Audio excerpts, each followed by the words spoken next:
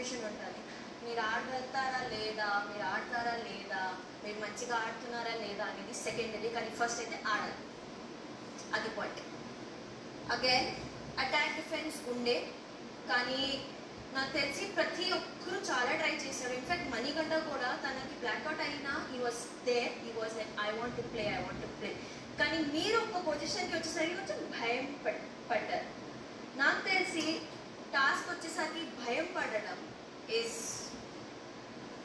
Again not fit, not correct. So మీరు నిజంగా భయపడారు. You are hesitate Prithvi please don't. ఆ టైంలో మీరు చేసింది నా ప్రకారంగా ఏంటంటే you can just hold on to Prithvi. ఎందుకంటే పృథ్వీని ఆపితే అట్లీస్ట్ మిగతా వాళ్ళు ఆడొచ్చు అండ్ మీరు కూడా ఆడొచ్చు. మీరు డిఫెండ్ చేసేటప్పుడు ఒక మనిషికి టార్గెట్ చేస్తారు, బికాస్ ఒక మనిషి మీకు టార్గెట్ చేస్తున్నాడు, ఒక మనిషికి మీరు కూడా టార్గెట్ చేసి పట్టుకోవాలి అంతే. మీకు వచ్చిన స్ట్రెంగ్త్తో I think you can play very strongly. So మీరు అప్పుడు కొంచెం చాలా నాకు ప్రకారంగా మీరు ఆడలేదు, భయపడ్డారు. And I think fear is not a good element here. ఓకేనండి, ఆ గేమ్లో నేను అస్సలు భయపడడం ఏమీ లేదు. నేను చాలాసార్లు నిఖిల్కి లాక్ చేశాను, నేను చాలాసార్లు పృథ్వీకి లాక్ చేశాను. అక్కడ కూడా నా పృథ్వీ మధ్య ఒక చిన్న స్కఫల్ లాంటి అక్కడ కూడా జరిగింది. మా టీంలో తక్కువ మంది ఉన్నప్పుడు మేబీ మీకు అలా అనిపించింది, కానీ నేను ఆ గేమ్లో నా 100% ఇచ్చాను. ప్రతి చోటు అటాకింగ్ కానీ డిఫెండింగ్ ప్రతి చోట్లో ఉన్న మధ్యలో రన్నింగ్ కూడా చేసినావా మీకు అలా అనిపించింది. That is your view, that is your opinion. నేను ప్రతి టాస్క్లో 100% ఇచ్చిన వాళ్ళు. అప్పుడు ఓడిపోతాను, అప్పుడు గెలుస్తాను, అది ప్రాబ్లం లేదు. కానీ ఫియర్ ప్రతి పర్సన్కి ఉంటుంది. ఇది ఎవరైనా ఇది చెప్తే నా లైఫ్లో ఫియరే లేదు, ఇది ఒక పెద్ద అబద్ధం. మనిషి లైఫ్లో ఫియర్ ఉంటుంది. మనం ఈ బాడీలో ఉన్నాను, అందరికీ ఫియర్ ఉంటుంది 100%. మాకు బయట కూడా బాధ్యతలు ఉన్నాయి నేను. సో ఆ ఫియర్ కొంచెం ఉంటుంది, కానీ నేను ఆ ఫియర్కి కూడా నా దగ్గర పెట్టుకుని ఎక్కడైనా లాక్ చేసి 100% ఇస్తూనే ఉన్నాను. కానీ మీకు అలా అనిపించింది, సో ఓకే నేను వస్తాను. కొంతమంది మీ టీం నుంచి అగైన్ ఫిజికలీ హర్ట్ అయినా వాళ్ళు ఇంకా ఆడుతూనే ఉన్నారు. అండ్ కొంతమంది అటాక్ కూడా మీ టీం మీ క్లైంట్ నుంచి చేస్తూనే ఉన్నారు. సో మీరు మీ డిఫెండ్ అయితే ఆపినారు, కానీ మీ అటాక్ కూడా ఎందుకు ఆపారు అప్పుడే? ఎందుకంటే మా చీఫ్ క్లియర్ గా చెప్పాడు. మా చీఫ్ చెప్పాడు చాలా సార్లు, మా చీఫ్ చెప్పాడు అక్కడికి మీరు వెళ్ళకండి, అక్కడ మీరు అటాక్ చేయకండి. మీ దగ్గరికి వచ్చినప్పుడు అయితే చేయాలి కదా. నేను డిసైడ్ అయ్యాను. నేను ఫస్ట్ డే మీరు సోనియా గారు ఉన్నప్పుడు నేను అక్కడికి వచ్చాను. అప్పుడు మీరు అన్నారు కదా నా తలకాయ మీద ఎవరు కూర్చున్నారు. సో ఆ టైం తర్వాత నేను అక్కడికి రాలేదు, ఎందుకంటే నా వల్ల ఎవరికి ఫిజికల్ ప్రాబ్లం అయితే నాకు నచ్చదు. ఆ తర్వాత నేను రాలేదు, ఎందుకంటే ఆ ఫిజికల్ గేమ్ లో మీకు నా వల్ల ఏదైనా హర్ట్ ఉంటే ఒక లేడీకి కానీ ఒక గర్ల్కి అది నాకు నచ్చదు. సో నేను ఆ తర్వాత అస్సలు ఈ చోటుకి రాలేదు. ఓన్లీ మాత్రం పృథ్వీకి న్యూట్రలైజ్ చేయడానికి కొన్ని ట్రిక్స్ చేశాను. సో ఈ నా తరఫున ఇది నా రెండు డిఫెండింగ్. మీకు అది రాంగ్ అనిపించింది, ఐఎమ్ అది మీ opinion. I will try to improve more, ఎందుకంటే నాకు కూడా చాలా నేర్చుకోవాలని ఉంది. 100% నేను ఇంకా 100% ఇంకా మంచిగా గట్టిగా ఆడడానికి ట్రై చేస్తాను.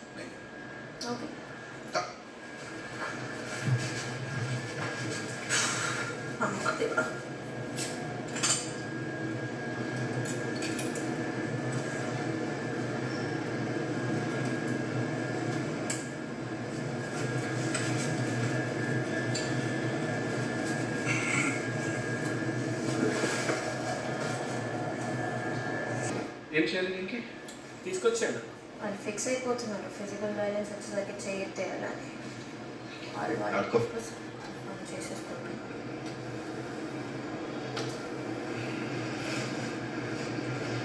స్ట్రాటజీ ప్రకారం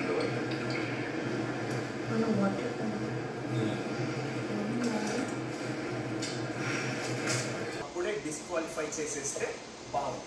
ఓకేనా? కట్ చేస్తే అది చెప్పలే, గేమ్ ఆడిరు, గేమ్ కంటిన్యూ అయింది.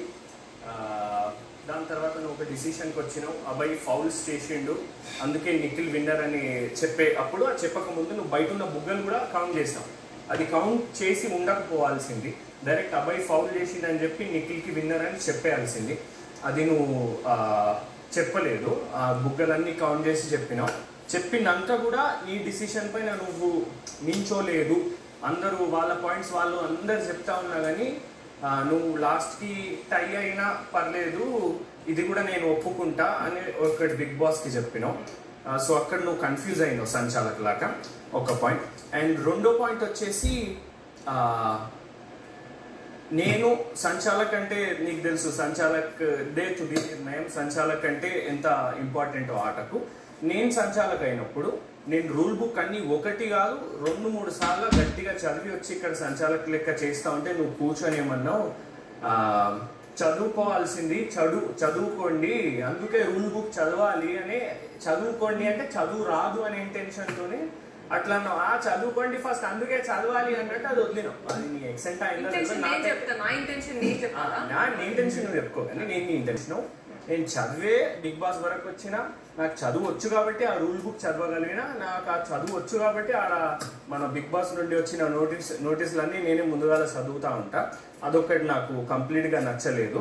బికాస్ సంచాలక్కి నువ్వు రెస్పెక్ట్ ఇవ్వాల్సింది. నేను రూల్స్ ఇక్కడ 2 సార్లు చదివి అక్కడ వచ్చినా కాబట్టి నువ్వు అది చెప్పకపోయి ఉండాల్సింది. అది నాకు కంప్లీట్లీ నచ్చలే.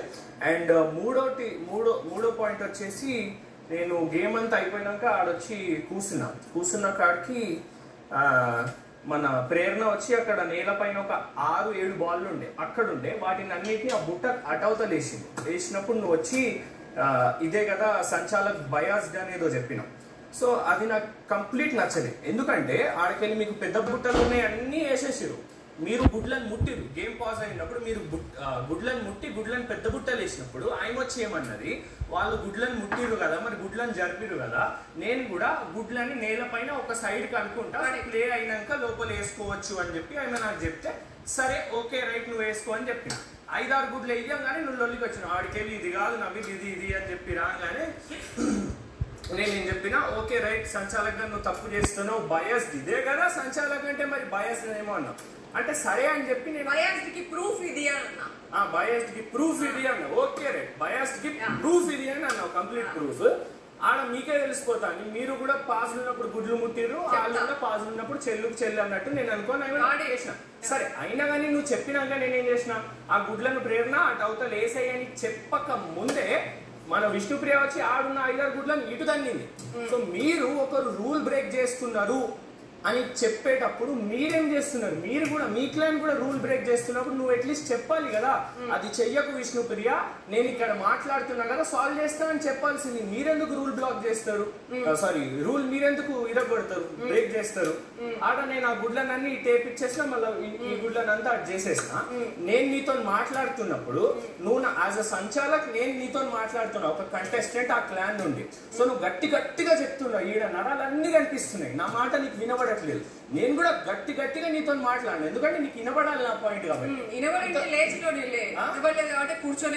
కూర్చొనే గట్టిగా మాట్లాడారు. నువ్వు ఏడుకో తీసుకోబోకుండా నామినేషన్ అయిపోయింది. అయితే నువ్వు మాట్లాడేటప్పుడు ఏమైంది, అట్లకెళ్ళి నిఖిల్ భాయ్ ఇట్లకెళ్ళి పృథ్వీ భాయ్ ఇద్దరు వచ్చి టోన్ అని నా మీదకి వస్తారు. అరే ఆయన గట్టిగా మాట్లాడుతుంది, నేను మాట్లాడుతున్నా, ఇక్కడ ఒక సంచాలకులు ఒక ఆయన, మేము ఏదో రూల్స్ గురించి మాట్లాడుకుంటా ఉంటే వాళ్ళు ఎందుకు మధ్యలో వస్తారు? అట్లాంటి నువ్వైనా వాళ్ళకి చెప్పాల్సింది, మీరు పోండిరా నేను మాట్లాడుతున్నా, నీ మాటలు నువ్వు మాట్లాడాలి కదా. నువ్వే పాయింట్ పెట్టి ఫస్ట్ నా దగ్గరకు వచ్చినప్పుడు మనం ఇద్దరం మాట్లాడుకోవాల్సింది. ఎవరు తీసుకొచ్చారు మరి వాళ్ళ వెనకాలకి? నేను ఒక నా పాయింట్ అయిపోయి నా పాయింట్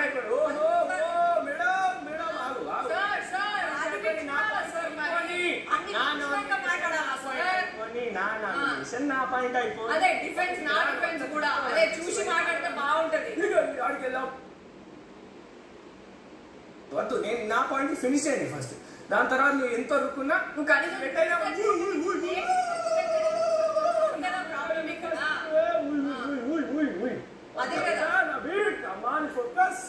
నేను చెప్పేది నాకు చెప్పని ఫస్ట్, నువ్వు ఏదో మాట్లాడితే నేను ఎడుకోవద్దాం. అయితే వాళ్ళిద్దరు వచ్చిరు నీ పక్కనకి వెళ్ళి వచ్చి నాకు టోన్ అన్నారు. అది నాకు కంప్లీట్లీ నచ్చలే. కన్ఫ్యూజ్డ్ యాజ్ సంచాలక్. రెండోది నన్ను చదువుకోండి, చదువుకోవాలి అని చెప్పినావు, అది నాకు కంప్లీట్ నచ్చలేదు. నేను చదివినా నాకు చదవచ్చు కాబట్టి నేను ఇక్కడ ఉన్నా.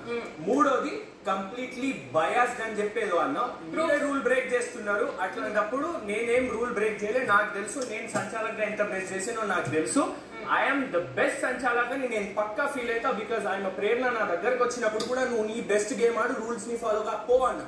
ఇక్కడికి వచ్చి నీళ్లు తాగిపోతా ఉంటే కూడా అబ్బాయి ఏదో చెప్తే నువ్వు మాకు చెప్తున్నావు అని అన్నావు.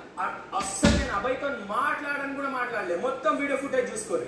సో నేను ఇదేం చేయనప్పుడు ఇట్లాంటివి సంచాలకుగా కన్ఫ్యూజ్ అయినా అన్నాను.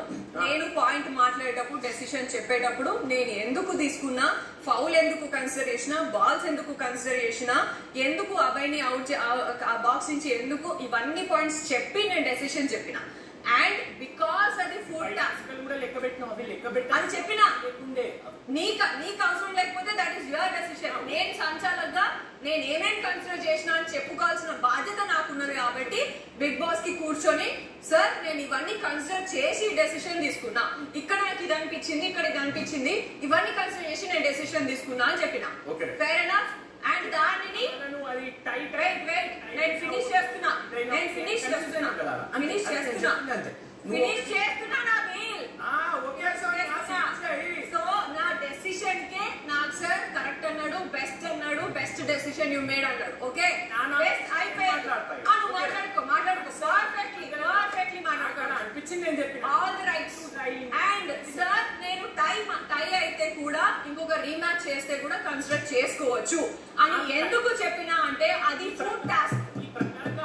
ఫౌల్స్ అన్నప్పుడు నువ్వు మళ్ళీ ఇది టై అని ఎందుకు వస్తావు? నేను చెప్పలేదు ఇది టై అని. నేను ఎక్కడ డిక్లేర్ చేయలేదు. వాళ్ళందరూ వచ్చి ఇది టై చేయాల్సింది అంటే కూడా నేను చేయలేదు.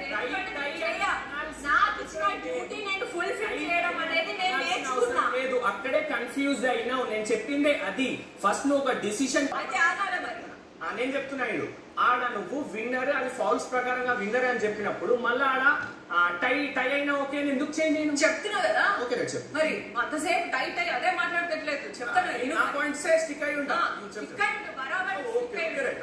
టై అని వచ్చినప్పుడు కూడా నేను డిస్క్వాలిఫై అయినా కానీ టై కానీ నేను తీసుకోలేదు. ఎందుకు అని అంటే నాకు ఇచ్చిన గేమ్ ఎంతవరకు వీలైతే అంతవరకు నేను ఆడిపిస్తా.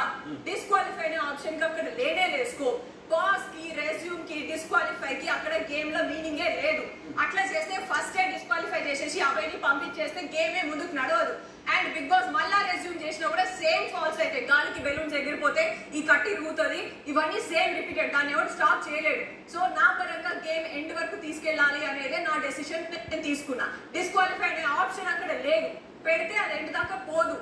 Okay clear. So and tie అనేది ఎందుకు చెప్పినా అంటే నా డెసిషన్ నేను తీసుకున్నా. కానీ అది పైసలకి సంబంధించిందో లేకపోతే ఏదో హ్యాంబర్ కి సంబంధించిందో కాదు. ఫుడ్ డెసిషన్ అది. సో ఫుడ్ కి సంబంధించింది. ఇన్ కేస్ నేను ఎక్కడైనా తప్పు చేసి నీకేమైనా కరెక్ట్ గా అనిపించకపోతే నువ్వు టై పెట్టి రీమ్యాచ్ చేస్తానా నేను రెస్పెక్ట్ చేస్తా. సంచాలక నిర్ణయమే తుది నిర్ణయం అన్నప్పుడు నాకేమైనా అది నేను నీకు చెప్పలేదు. అండ్ ఫర్ యువర్ ఇన్ఫర్మేషన్ నేను కంటెస్టెంట్స్ కి డిక్లేర్ చేయలేదు అది నేను టై అయిదా. నేను బిగ్ బాస్ కి చెప్పినప్పుడు if you think it is unfair, if you think నా డెసిషన్ రైట్ రాంగ్ అంటే ఫుడ్ టాస్క్ కి అందరికి ఫుడ్ కావాలా అట్లా నేను కరెక్ట్ అయినో కాబట్టి నేను నీకు చెప్తున్నా. చెప్పాల్సిన అవసరం లేదు. నీ పైన నీకు గట్టి కాన్ఫిడెన్స్ ఇది. ఈ ఫౌల్స్ ఇది విన్నర్ పక్కా కాన్ఫిడెంట్ కాబట్టి నేను డెసిషన్ అవుట్ చేసినా. పక్కా కాన్ఫిడెంట్ కాబట్టి సార్ కూడా అట్లనే చెప్పిండు. That is over. ఓకే టై అని నేను ఎందుకు చెప్పినా నా ఫుడ్ సంగతి నేను చెప్పేసుకున్నా.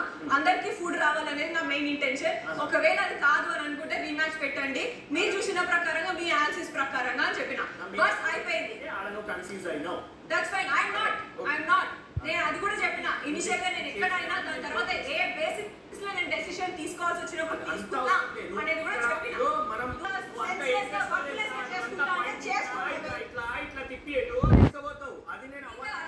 నేనేం చేయలేదు. ఎటు తీసుకెళ్ళిన పాయింట్ అర్థం కావాలనేదే మీనింగ్. నీకు ఫేర్ అదే. అండ్ సెకండ్ వన్ ఈస్ నువ్వేమన్నావు సంచాలక. Second one something else. What was that? yes బరాబర్ రూల్ బుక్ చదవలేదు కాబట్టే నువ్వు మేము డిఫెండ్ చేస్తున్నప్పుడు కప్పేసి ఉండొద్దు అని మాట్లాడు. బరాబర్ అది ఆడ బుక్ చదువు. బుక్ లో క్లియర్ గా రాసింది ఏంటి అంటే నేను ఫస్ట్ బుక్ చదివినా చెప్తాను నీకు. దానిపైన ఎటువంటి కవర్ చెయ్యకూడదు అని ఉంది. బట్టతో కవర్ చేయి, బాడీతో కవర్ చేయి, చేతులతో కవర్ చేయి, దేంతో పైకి